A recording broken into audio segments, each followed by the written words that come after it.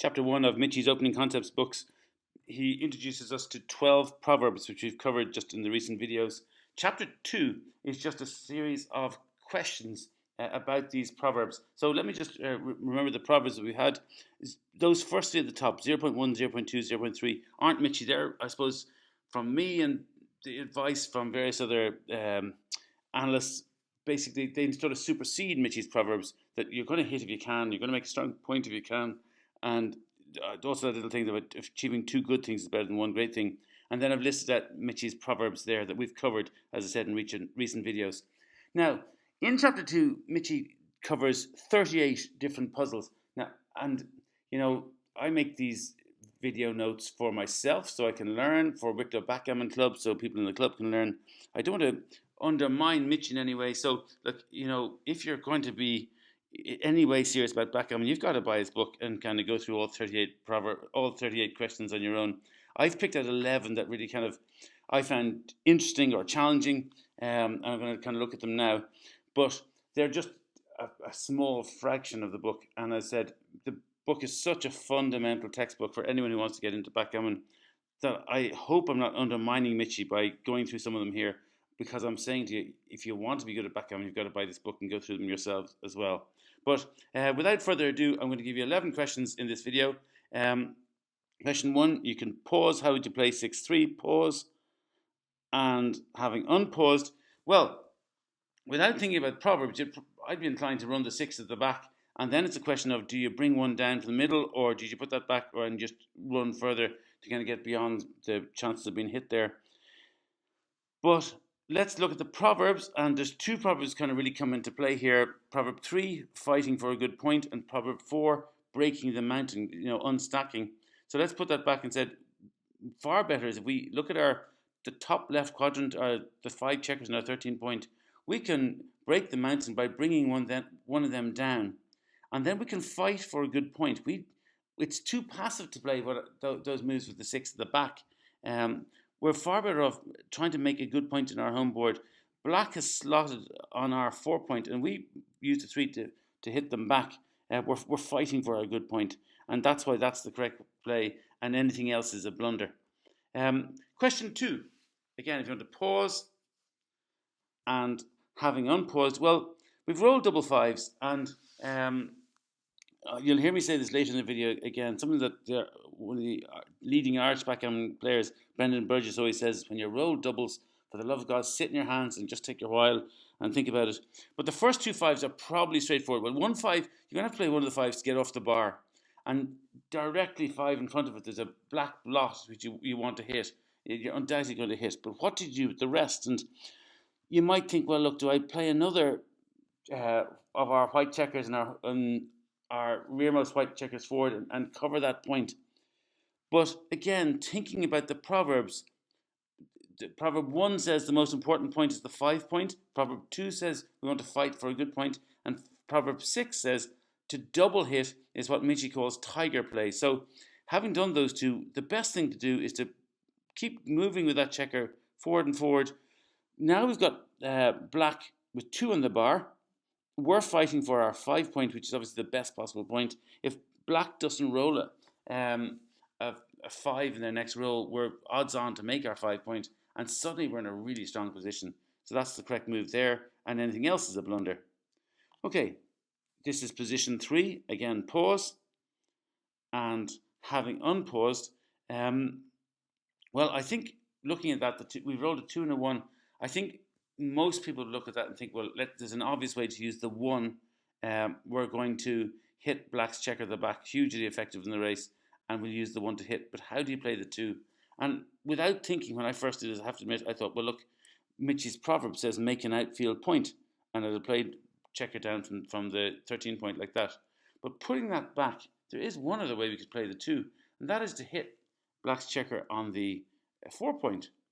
And if you're kind of thinking about the 2 options, think about it here based on the proverbs. Michy's point in the book is pick your proverbs and see which proverbs apply, and they'll guide you. And you can, making an outfield point is one of the proverbs, but that comes up against fighting for a good point, the double hitting being tiger play, and my own proverb 0.3, achieving two good things is better than one great thing. And for that reason, the hitting the 6 to 4 is the better play. Now, we come on to the next position. Again, if you want to pause and having unpaused, well, we look at that black checker in the bottom right quadrant on our 5 point. We're going to use the 3 to hit them. And then you might be forgiven for thinking, well, Tiger Play says double hit. We run that checker forward and we've put 2 in the bar. But there's several proverbs that will come into play here. Yes, double hitting is Tiger Play, but the most important point is the 5 point, is Proverb 1. Proverb 3 is fight for a good point. And also, important one to remember, Proverb 7 said attacking with 8 checkers is weak. So let's just go back at that. Yes, we're going to come in like that. But if you look down the bottom, we only have 5 white checkers in the zone there. We're weak. So there's no need for the double hit. Instead, we want to make that 5 point. And leaving our white checker there, yes, it could get hit. But if it doesn't get hit, we're going to make our 5 point. And then there's options. The best option is to move the 4 at the back. The real attraction of that is because that's now 5 away from black's blot up in the top left there. So black would have to roll double 5s to hit both our checkers like that. But in fact, I personally, looking at that, I might think, well, I'd prefer to bring more ammunition to the zone. I'd prefer to break the mountain of checkers on our 13 point, and I'd probably have brought one down like that, 13 to 9. And in fact, it's not an error to do that. It's not quite as good as kind of splitting at the back, but it's not a bad thing to do. But definitely, it's not a huge error. 26 millipoint error is not massive to double hit, but it's not the right thing to do. Right, next position, pause and having unpaused. Well, there really is only one. We don't need to do any sort of hit and split thing here, so really only use the 5. We're going to have to bring one down. But what do we do with the 1? And you could split at the back, but there's one big proverb that applies here, where possibly you could say black has 10 checkers, they're weak. Black has a blitzing structure with the big stack points there. You never split into a blitz. So you could say that black is in a very strong position and has a blitzing structure. But proverb number 11, never split facing a blitzing structure. Black at the top there has a blitzing structure with the big stack points. So when we come down with the 5, we don't want to split. Now I have to admit, I would probably have nudged the other checker forward like that in a sort of a timid move. Michy gives out about that and says, no, that's too passive. Put that back. And he says the most important point is the 5 point, and we want to break the mountain. So when we come down like this, we want to break the mountain of checkers on our 6 point by bringing one down. So that's the correct move. It's not as passive as what I was going to do. And again, if black doesn't roll a 4 and hit us, well then we're likely to cover it and make a nice 4-point prime. And that's why that's the right move. Okay, next position, pause. And having unpaused, well, if you look at the top, and black has 11 checkers. So we said 10 checkers is strong. Black has 11 checkers. There's gaps in the structure. There's big stack points. He's a very advanced, deep. He's made his 3-point was a bit deep. So he's got a blitzing. There's undoubtedly a blitzing structure here. And remember the proverb: you split against a prime, but you never split against a blitz. So we won't want to touch our back checkers there at all. So then it comes down to, well, what do we do with the 4 and the 3? I said that's the major proverb coming into play here. So we'll come down with the 4. You could make your, slot your 5-point. But there's a very interesting concept that I heard Gary Shelney say one time. When he said, look, fighting, we talk about fighting for a good point, but fighting means hitting an opponent's checker. It doesn't mean slotting the point. So we're not hitting it there. We're just leaving a checker that could get hit back. So we'll put that back, and instead we're better off just bringing an extra checker. We're actually fighting quite well for the 5-point now, because we have lots of different diversity numbers there that the whole range of rolls next go will help us make the 5-point. So we don't just slot it. That's not fighting for a good point. We bring an extra checker down, we have more ammunition in the zone, and they're stronger next time. But the big thing of all is we don't split at the back into a blitzing structure. And that would be, if you look at it, a major blunder. It's only the fifth move there, 222 millipoint, before you even look at moves that could involve that. Okay, we have a position here. This is an odd position that I just thought I'd include. I'm going to go quite quickly through it, but you can pause and unpause. Anything at the back is kind of just leaving us available to be hit. It doesn't really achieve very much, and it doesn't tie in with, whether even if we did that, it doesn't achieve much. It doesn't tie in with Michy's proverb 4, break the mountain. So he says, look at the checkers on our 13 point, the 4 checkers on the top left there. Bring one of them down, break the mountain, and then you could bring another one down, but there's another proverb comes into play here. The idea of keep at least 3 checkers in the midpoint. So instead of, when you come down like that, don't bring another one down. Instead, just tidy it up in there. You have lots of flexibility, lots of good rolls in the next go. Just keep it simple. And that's the right move. Next position, pause and unpause. And this is again another example of doublets, where you roll double threes. And doublets are always difficult to move. And I have to admit, when I saw this, I thought, well, this is straightforward.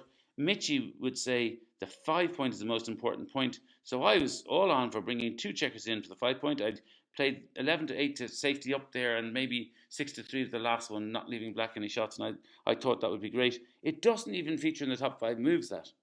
And it's an indication of just how difficult doublets can be. So just going back to the start, yes, I was talking about the most important point, the 5 point, Michy's number 1 proverb.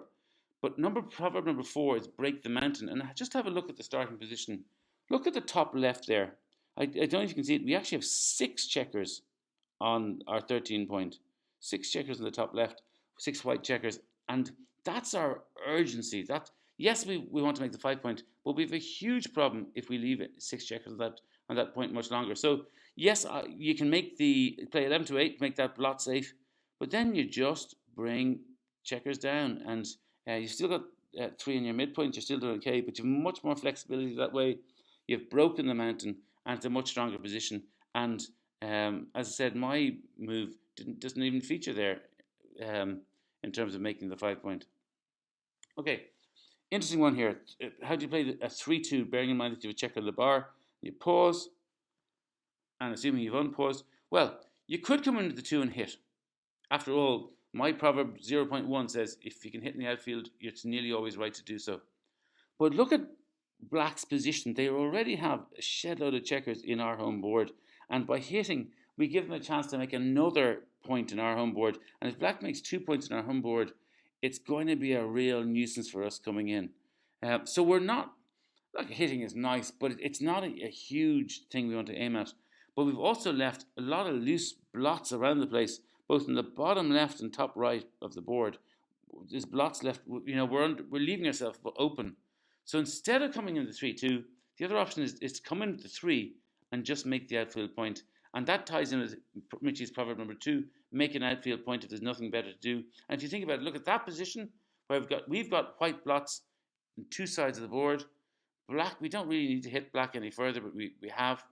Versus this position where we're already starting, we're advancing our rearmost checkers. We're nice and steady in the midfield. Black is a long way behind, and we're just trying to bring it home now. And as I said, anything else would be a blunder.